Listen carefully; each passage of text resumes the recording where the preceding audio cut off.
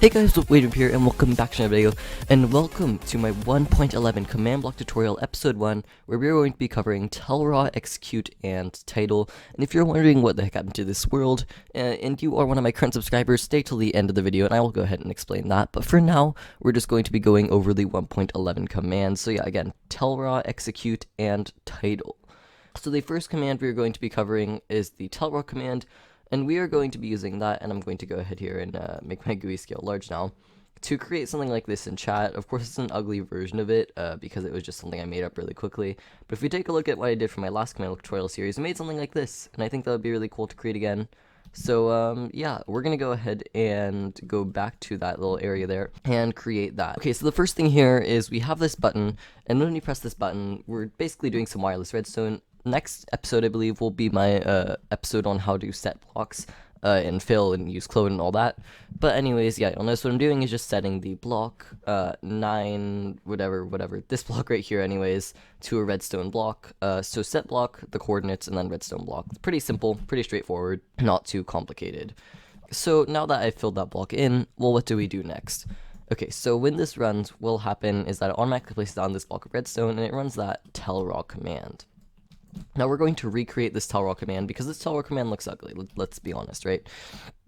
Okay, so now when you run this, all we have is nothing happening. So we're going to go ahead here and we're going to take a look at the Tellraw command's syntax. So syntax is basically the order that a command is run in. So if I ran everything about a command. So if I do Tellraw, you'll notice it is Tellraw player raw JSON message. So of course I get type into the command block. And of course, to get a command block, give at p command block, just like that. So you're going to go Tellraw at p. I'm going to go, okay. So the thing about working with JSON text is it's a bit complicated to learn, but once you've learned it, it's actually really easy. Okay, so the first thing is you want to open a curly bracket like this. In order to get to that, you should see a square bracket on your keyboard. So if you press shift and that key, you should get this. And then you're going to do quote, text, quote, colon. So we're telling it that the text is coming up after this, and make sure that your text is formatted exactly with these quotes, exactly with these capitals, because if you don't do this exactly, you're going to have issues. And if you do have issues with this, leave the command you use down in the comment section down below and tell me that you had an issue, and I would love to help you resolve that issue. I do it all the time. I've done it for probably hundreds of times. So yeah, anyways, I'm going to go quote. So we're going to go episode 1, colon, Tellraw, execute, and title.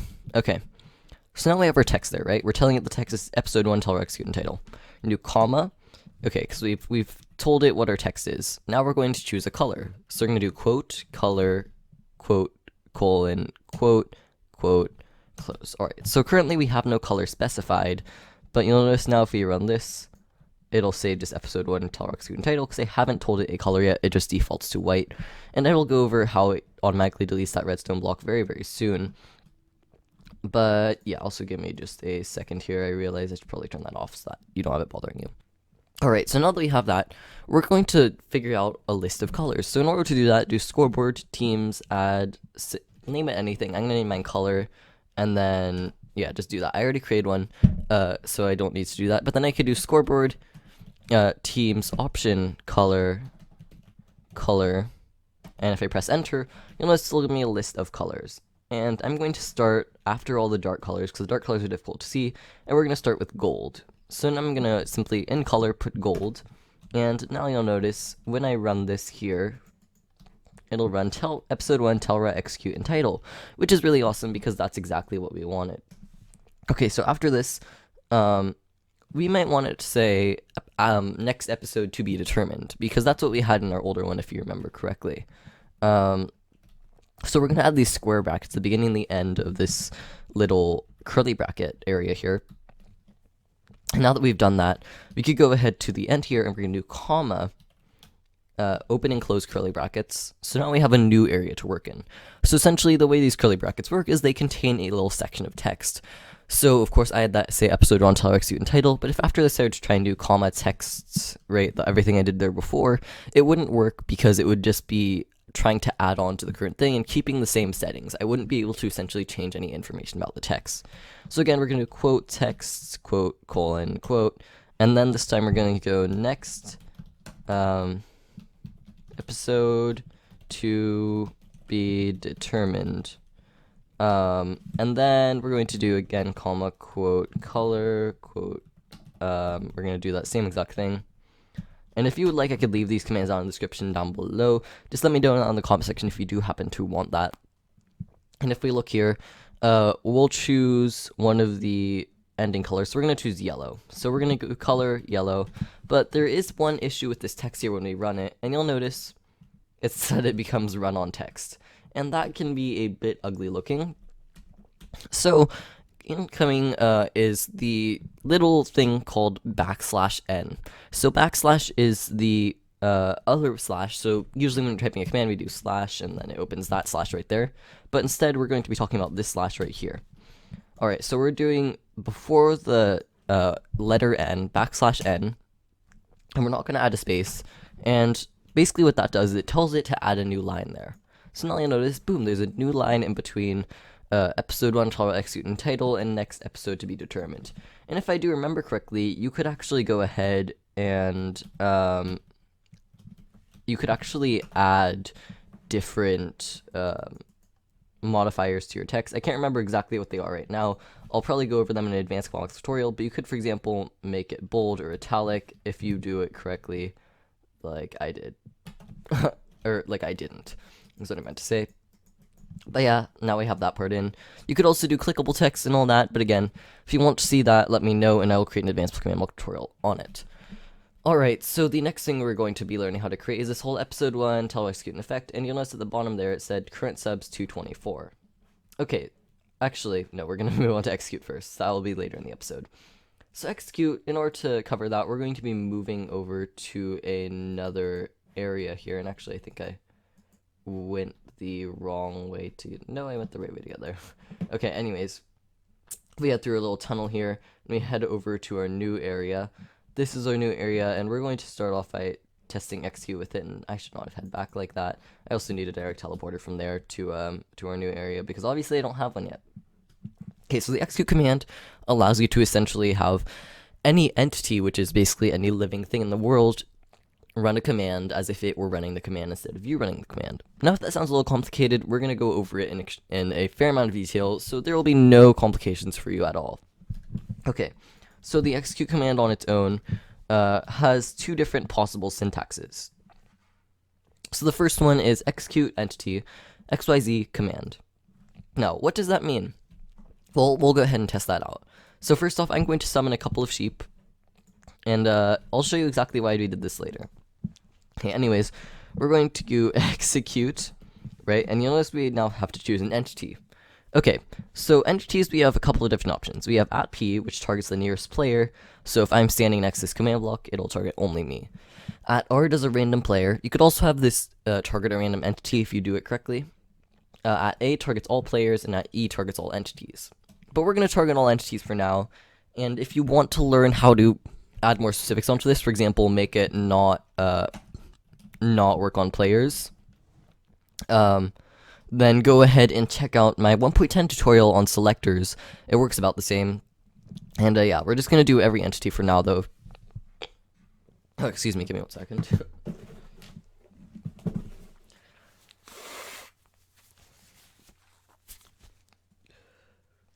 Alright, anyways, yeah. So, what you're going to want to do is execute @a, because that's the entity, and xyz. Okay, so in comes something you'll be using a lot if you're command blocking, which is called the tilde. And tildes are used for what are called relative coordinates. So say, for example, I wanted to... So basically, you know, when you press F3, you have X, Y, and Z, right? So say I was standing right here. I'm at about 0, 10, 200, right? So I could actually go ahead and specify that, and that would mean that it works relative to that. But instead, I'm just going to do squiggly, squiggly, squiggly, or tilde, tilde, tilde, with space in between, which means keep the same X, Y, and Z relative to that entity. So it means that it'll work for every entity at its own location. Anyways, so yeah. what we're going to do next is, the next thing you want to add is the command. So we're going to go say hi. So now you'll notice when we run this, and I'm going to grab myself a button, like so, every single entity in the world says hi. Just like that. It's very, very simple. And it's really not that difficult to use. And you could go and do some pretty complicated stuff with this. It's one of the most commonly used Minecraft commands. But anyways, yeah, so the next thing you're going to want to know how to do is the detect portion of this. Okay, so I'm going to go ahead here and kill these. Actually, no, I'll keep those sheep. But I will go ahead and create a little glass container for one sheep to stand on, and you will learn exactly why in just a minute. But this will go ahead and be a great way to demonstrate how the detect part of this command works. By the way, the texture pack I'm using is called Wavepack. I haven't updated it for 1.11 yet, but very soon I will have a version of it on my website.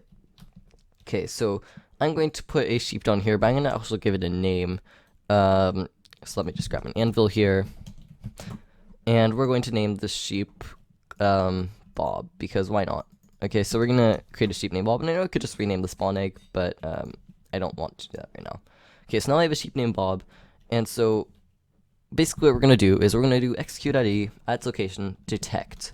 So detect means it's going to test for basically what blocks are near it. So I'm going to tell it to detect the block below it. So we're taking our y coordinate, which is our vertical axis, right? What's above and below you. And we're telling it to detect the block below it. So one block below it is -1. And we're going to tell it to detect a glass block. I believe it's just glass. And so you know, so yeah, if I run the execute command, after that, you then have the data value and a command. So data value is essentially if there's any special stuff about the glass. You notice if we mouse over this, sorry about that. There is no special data, so we're just going to press 0. And then we're going to run a command. So we're going to say hi. And now when we run this, it should, theoretically, if we've done this correctly, there we go, now Bob says hi. None of these other sheep said hi. But of course, if I were to spawn another sheep here, then Bob and sheep both say hi. I'm going to kill these sheep now because we don't need them anymore. So yeah, that's the basics of detect. You could, of course, do some other commands about the say command, but the reason I'm using the say command to demonstrate this because it's the first tutorial, and I'm going to just kill everything that's not a player because we don't need them right now. Go away. Okay, that's the execute command in a nutshell. And moving on, we are going to be learning the title command. So the title command, super helpful command, one of the most commonly used commands you'll be using. And yeah, okay, so we're going to be first doing this thing that says episode 1, Tellraw, execute, and title. So if we take a look at the title command, though, we first need to take a look, of course, at its syntax. Okay, so the title command is used by doing /title, the player, so we're going to do, again, @p for the nearest player. And then you have a plethora of options. So title, subtitle, and action bar work almost the exact same way, but we'll be going over that in a minute. Clear is in order to clear your subtitle. I'll go more in depth with that in just a minute. Reset and times have to do with the timing of how long the title fades in and out. So a title essentially is very, very simple. So if we go title @p title, and then we do the text the same way as we would do Tellraw. So quote text, quote, title, exclamation mark. And I forgot to capitalize it. But anyways, that's just a very basic one. And you'll notice here when I run this, it just says title. And if I were to want to do next to it a subtitle, so title, oh, also I forgot to go over something else, which I'll go over in just a minute. Title @p subtitle, total text, subtitle. Well, I can't type right now apparently. Then you'll notice when I click here, it'll say title and subtitle because it's running both the title and subtitle command. Yeah, you'll notice it'll automatically include the subtitle if you already have the title command running. Pretty simple, pretty straightforward, very, very nice. Okay, so yeah, the action bar is another amazing thing, and this is a 1.11 specific thing. So if I go title @p action bar and then quote text action bar, then you'll notice here, if you take a look at the bottom of my screen, it shows right there a text that says action bar. So now that we know that, we could go ahead and take a look at how we would end up putting text right down there and creating that whole Tellraw execute and title thing. Okay, so the first command here we have is doing title at a radius of 10, title, quote, text, whatever, doing the same syntax as we did earlier. Episode 1, Tellraw execute and title. If you need to re-explain anything in this video, let me know and I will go ahead and re-explain it for you in the comments, or maybe create another video on it if it is something that people need a lot of help on. So yeah, episode 1, Tellraw execute and title, and then we're doing color red. So same format as what we did before. The one exception is using \n will not work. Okay, so next we have the chain command block, and I'll explain to you how that works in just a second. We're doing title at a r equals 10, so that means everybody in a radius of 10. So anyone with 10 blocks or in the radius of this command block will be given this text. Action bar, text is current subs 224, by the way, thanks a lot for that, and color is green. Now, we have this as a chain command block where you set it to conditional and we set it to always active. So what does that mean? Well, this command block, first off, will always be running unless, so if I said, yeah, you want this to be conditional and always active, because otherwise it could possibly spam if you do it incorrectly. But essentially, when this runs, after that, this will run. If you want to see a more in-depth explanation on that, I think I have an actual video on that. I'll link that probably down below in the description, or maybe at the end of the video, we'll see. Okay, so that's the basics of that, and the one thing I forgot to cover earlier was this, which is set block 9 to -143 error, which is just setting this block here to error. So that's how that part works. I could also set it to stone if I wanted it to be more obvious, but I don't want it to be more obvious. So, anyways, guys, I hope you have enjoyed this video. If you have, go ahead and leave a like down below. Subscribe if you haven't already. Share it with your friends if you think it would help them. And support me on Patreon if you think that this is something that would, that you want to help me with. And anyways, I'm going to be moving on now for my subscribers who are wondering probably what the heck happened to this world. Okay, so previously on my 1.10 command tutorial, you may be familiar with this world. This was my world. I have my tunnel here, I had this stuff here, and I had, of course, this little island over here with my falling sand area. So essentially what I just did is I converted this world to be 1.11 ready, and now we have basically the idea of this being that it's a shared world. So if you are in 1.10 or if you are in 1.11, you could check out either area of the world. And yeah. So for you subscribers, I hope you have enjoyed this video. If you have, go ahead and leave a like down below. Comment down below that you watched till the end of the video because you are awesome if you've watched until now. Subscribe if you haven't already, although you probably subscribe. And yeah, guys, thanks for watching. Bye.